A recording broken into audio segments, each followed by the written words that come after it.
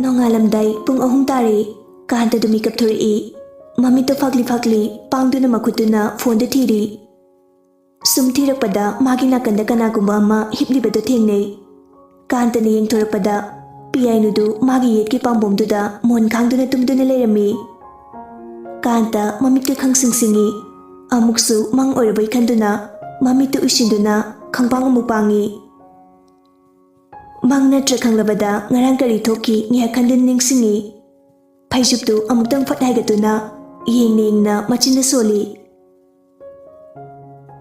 Oh kandi bungo nang pakhang phamai do boire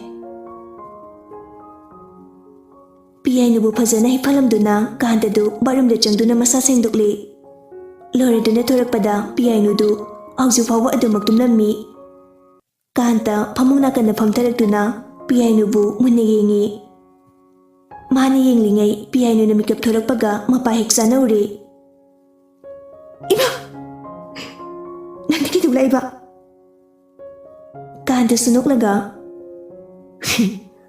Nahimna tilerisi Awalo PI nu haujikta da bhab tarai peri kanta dinglai Kanta momonoklaga Kidorge, awalo, imahilani.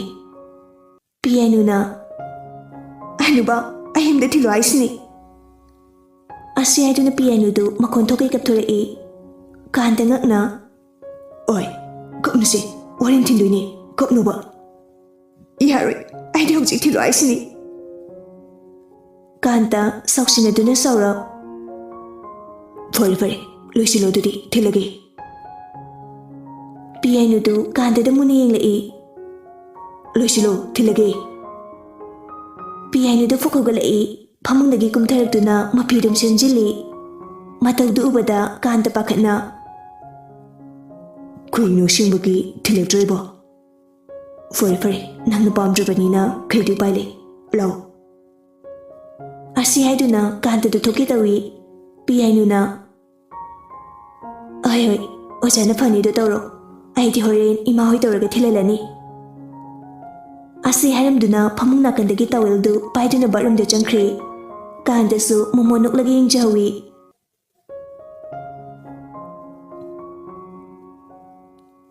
Somdana siamna lekaigi ahal ani hauri.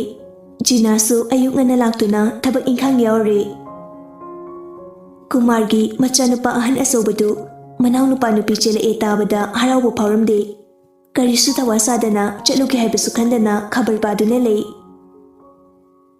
sakhidu chaputurakduna achaudapi nupi chili haibadu moitamubu yorudoiro achauna kaibu kanarudono sel chatkinabani as moisidine mari tatnabana faraponi somdana kamdauri Rani hakam launa chanduna tholai calling na Ai chalonduna thangnabani aishu yumphawdu yoruge atomada nupi chele habani Rani na kainu haisibo leibiri se yumni yum kariga malurage moitamo bo kari maribu thoknage sel tinglamdai sida chalu launu ko aidi haibirisni Ai nangshuba sawankre Chaludradi phojaru hewani Madugi khanbi haidi moitamona ngasi phawbada moina ekhogi karibu mateng panglakrage simatau simasijinau siki ema phopirakrabo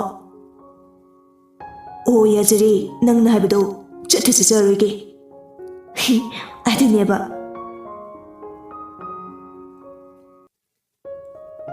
Ngaki matung paw haidok palakli Gyan taba ahal masen oibana harau uri watai sanaduna hanakri.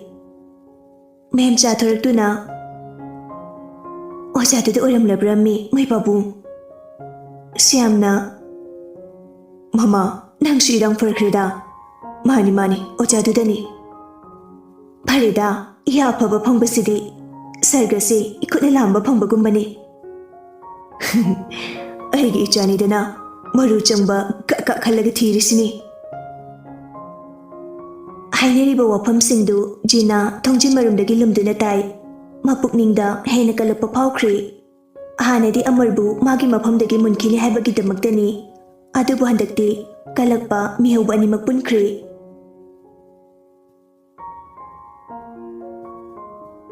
ꯄꯥꯎ ꯍꯟꯕ ꯆꯠꯈꯤꯕ ꯑꯍꯟꯈꯩꯁꯨ ꯍꯜꯂꯛꯏ꯫ ꯃꯦꯝꯃꯅ "ꯗꯥꯗꯥ, ꯀꯔꯤ ꯀꯔꯤ ꯍꯥꯏꯅꯔꯛꯑꯒꯦ?" ꯑꯍꯟ ꯑꯃꯅ "ꯏꯕꯦꯝꯃ, ꯏꯃꯨꯡꯗꯣ ꯑꯣꯟꯊꯣꯛꯅꯁꯨ ꯂꯩꯕꯥꯛ ꯃꯆꯥ ꯇꯥꯈ꯭ꯔꯦꯗ꯫ ꯑꯉꯥꯡꯗꯣ ꯉꯟꯅ ꯊꯤꯟꯕꯤꯔꯛꯑꯣ ꯍꯥꯏꯔꯛꯏ꯫ ꯍꯣꯔꯦꯟ ꯈꯔ ꯉꯟꯅ ꯍꯦꯛ ꯊꯤꯟꯕꯤꯔꯁꯤ." "ꯑꯍꯣꯏ ꯗꯥꯗꯥ." ꯑꯍꯜꯁꯤꯡꯗꯨꯁꯨ ꯆꯠꯈ꯭ꯔꯦ꯫ ꯀꯨꯃꯥꯔ ꯎꯪꯗꯨꯅ ꯂꯩ꯫ ꯃꯦꯝꯃꯅ "ꯃꯣꯏ ꯄꯥꯕꯨꯡ, ꯀꯩꯗꯧꯕꯤꯔꯒꯦ ꯎꯪꯗꯨꯅ ꯁꯨꯝ ꯂꯩꯔꯤꯁꯤꯕꯣ?" ꯀꯨꯃꯥꯔ ꯑꯋꯥꯕꯒꯤ ꯁꯣꯔ ꯆꯥꯎꯅ ꯍꯣꯟꯗꯣꯛꯇꯨꯅ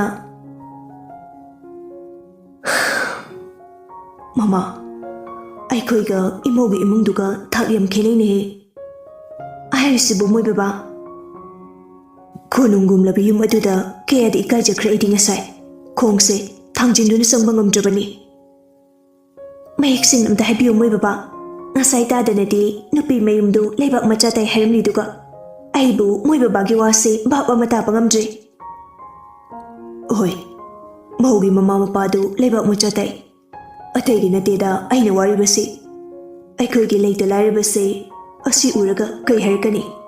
ꯑꯩꯈꯣꯏꯅ ꯂꯥꯏꯔꯕ ꯑꯣꯏꯔꯨꯕꯅ ꯏꯆꯥ ꯑꯇꯣꯝꯕꯒꯤ ꯊꯃꯣꯏ ꯀꯥꯏꯈꯤꯗ꯭ꯔꯥ? ꯁꯤꯒꯤꯗꯃꯛꯇꯅꯤꯅꯦ ꯃꯃꯥ." "ꯏꯁꯣꯔꯅ ꯇꯝꯕ ꯑꯃ ꯂꯩꯖꯔꯝꯃꯁꯅꯤ ꯃꯣꯏ ꯕꯕꯥ. ꯍꯦꯟꯅ ꯈꯟꯖꯤꯟꯕꯤꯎꯔꯅꯨ." "ꯑꯆꯧꯕꯒ ꯌꯥꯏꯃꯒ ꯏꯃꯧꯒꯗꯤ ꯂꯥꯛꯈ꯭ꯔꯕ꯭ꯔꯥ?" "ꯂꯥꯛꯇ꯭ꯔꯤ ꯃꯣꯏ ꯕꯕꯥ. ꯂꯥꯛꯀꯅꯤꯕꯨ ꯊꯥꯖꯗ꯭ꯔꯦꯗ ꯑꯩꯗꯤ." "ꯒ꯭ꯌꯥꯟ ꯑꯣꯟꯊꯣꯛꯅꯁꯨ ꯇꯥꯈꯤꯗ꯭ꯔꯦꯗ꯫ ꯐꯔꯦ, ꯃꯣꯏꯒꯤ ꯑꯄꯥꯝꯕ ꯇꯧꯖꯔꯁꯅꯨ. ꯑꯩꯕꯨ ꯃꯄꯥꯅꯤ ꯈꯜꯂꯛꯄ ꯃꯤꯀꯨꯞꯇꯣ ꯑꯩ ꯉꯥꯏꯔꯒꯦ." ꯄꯤꯌꯥꯏꯅꯨꯗꯨ ꯆꯥ ꯄꯨꯊꯣꯔꯛꯇꯨꯅ ꯊꯣꯔꯛꯏ꯫ "ꯕꯕꯥ, ꯆꯥ." "ꯊꯝꯃꯣ ꯊꯝꯃꯣ. ꯏꯄꯥꯁꯦ ꯏꯃꯧ ꯂꯥꯛꯄꯗꯒꯤ ꯆꯥꯁꯦ ꯅꯣꯡꯃꯗ 3ꯂꯛꯄꯨ ꯁꯨꯔꯦꯗ. ꯉꯁꯥꯏ ꯑꯌꯨꯛ ꯑꯉꯟꯕꯗ ꯑꯃꯨꯛ." ꯄꯤꯌꯥꯏꯅꯨ ꯅꯣꯛꯐꯦꯠ ꯇꯧꯏ꯫ ꯃꯣꯝꯕꯤꯗ ꯑꯃꯨꯛ ꯄꯤ꯫ "ꯏꯃꯥ, ꯆꯥꯁꯤꯗ ꯂꯩꯖꯔꯦ." "ꯊꯝꯃꯣ ꯊꯝꯃꯣ." ꯄꯤꯌꯥꯏꯅꯨ ꯆꯪꯈ꯭ꯔꯦ꯫ ꯃꯦꯝꯃꯒ ꯀꯨꯃꯥꯔꯒ ꯅꯨꯡꯁꯤꯅ ꯃꯃꯧ ꯑꯗꯨꯅ ꯆꯪꯈ꯭ꯔꯤꯕꯗꯨ ꯌꯦꯡꯗꯨꯅ ꯂꯩꯍꯧꯏ꯫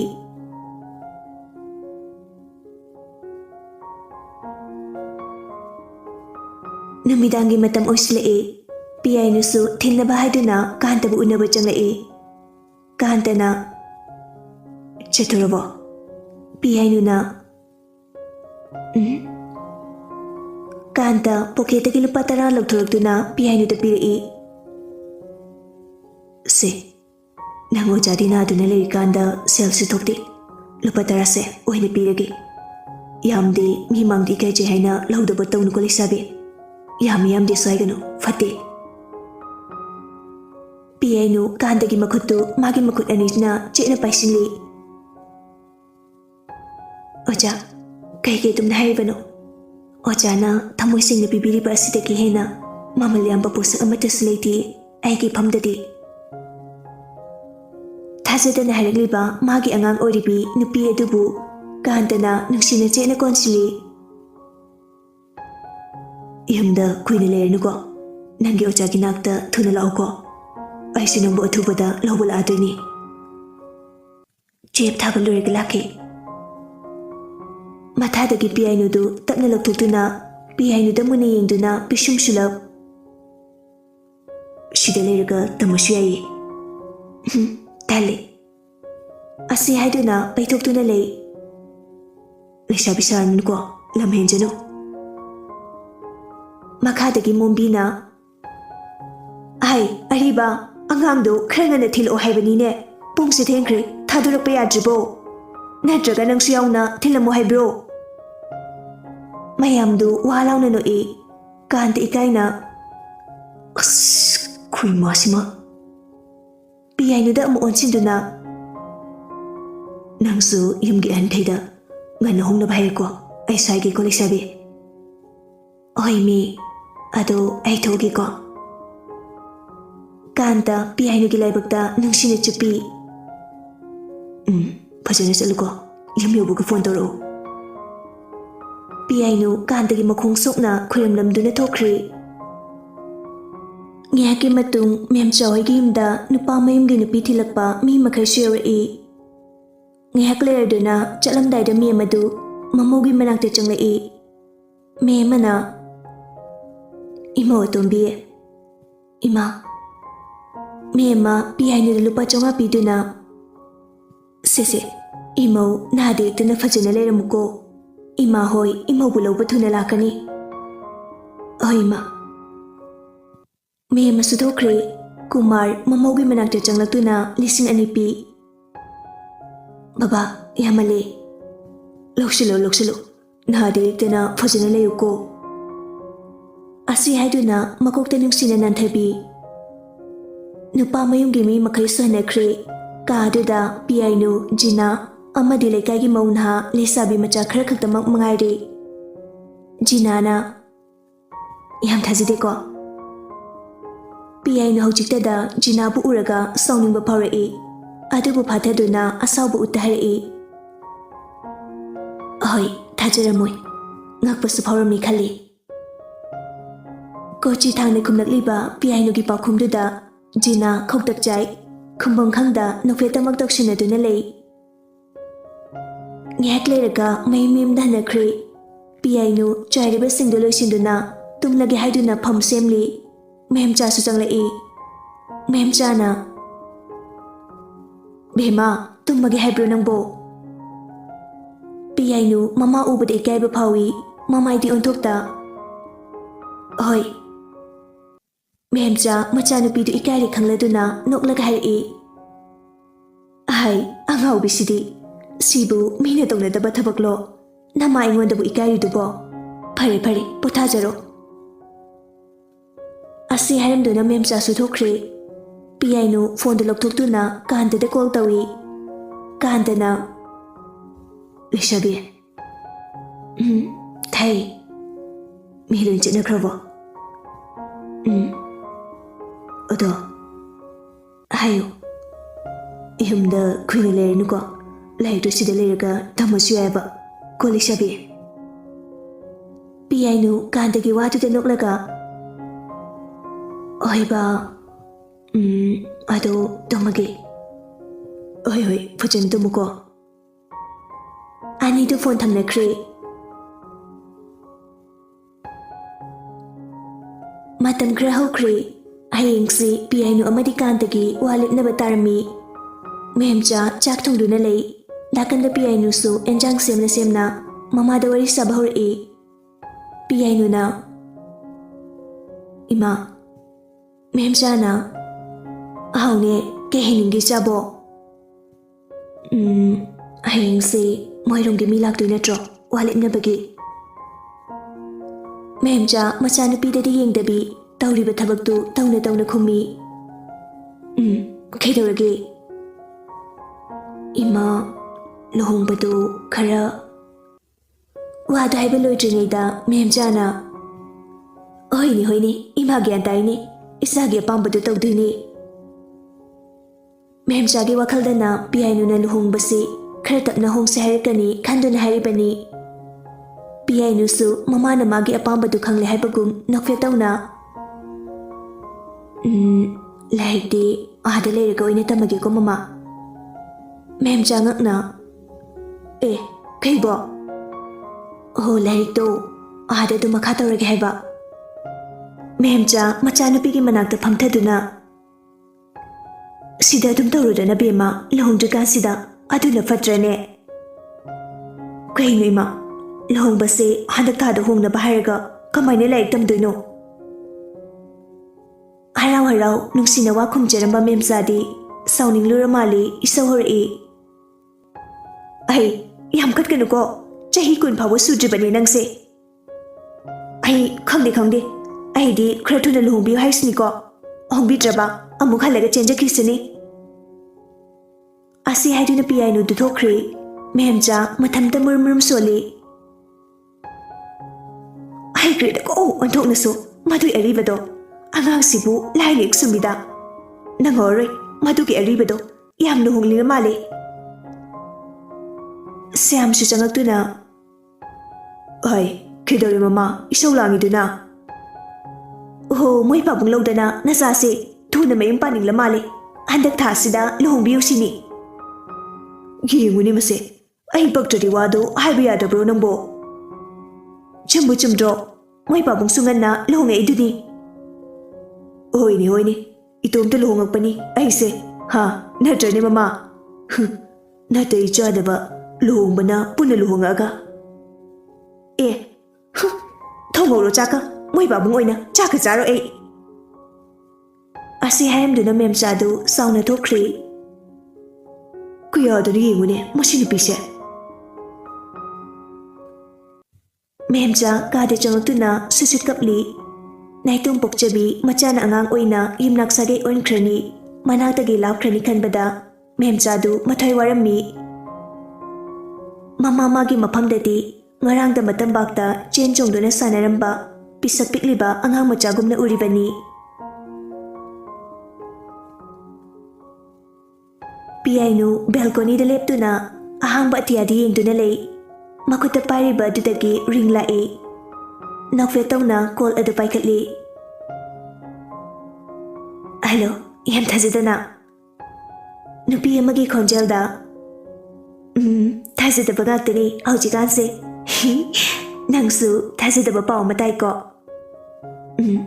ado ai luhungba nangnabadi thonglo ko thonglo tori kaino hingja bisidi nangi luhungbadi yawba phangawdre Manipur da su tawdrabanina aisu Delhi da sum tawri piktakna Manipur da tholapado parak tarabaini aduna su faida ado yam thajade haiba aisu thajade moigi ahlamanga aikhoi ma pabunga business punba oirmali ada mataw sanabane ada ahan mase mari da hena chenaba macha pinaba tarine dude nupi adu sunoklaga